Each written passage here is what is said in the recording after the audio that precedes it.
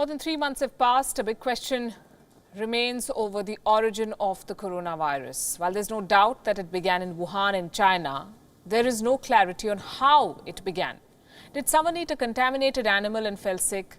Or did the coronavirus leak from a laboratory?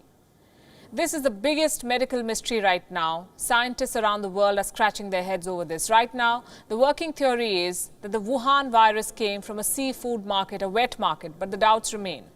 In January, medical journal The Lancet said that the first case had no connection with the seafood market. So where did it come from? Did it leak from a lab? While there is no evidence to prove this yet, it is possible. That's what experts say. The Hunan seafood market has been shut. This is the suspected site of the coronavirus outbreak. This market's location is very significant. This market is less than 300 yards away from a lab, a laboratory, which is the Wuhan branch of China's Center for Disease Control and Prevention. Another lab is close by. The Wuhan Institute of Virology. China calls it Asia's largest lab. On this show last week, we reported how China stores 1,500 samples of different viruses at this facility. So one wet market and 2 labs in close vicinity. Reports say scientists at both these labs were studying bat coronaviruses. They had collected multiple samples too. Did one of these samples leak?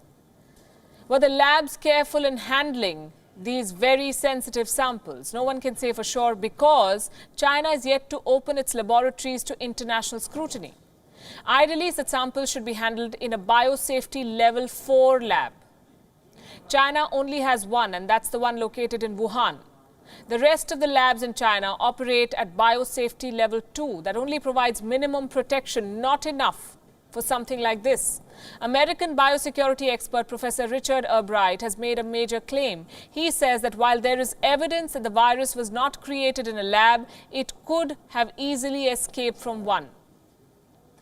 Professor Albright says there is no basis yet to rule out a lab accident. Evidence of that can be found in this report. It's a documentary featuring Chinese virologists. It's now going viral. It shows Chinese researchers visiting dozens of bat caves.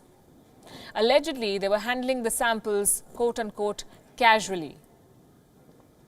This story is proving to be fodder for conspiracy theories. I have to repeat here, there is no concrete evidence to prove any of these claims. Scientists do not back the bioweapon claim, but it's important to raise these questions because it is important to keep the pressure on China. It must open its facilities to international scrutiny for the truth to come out.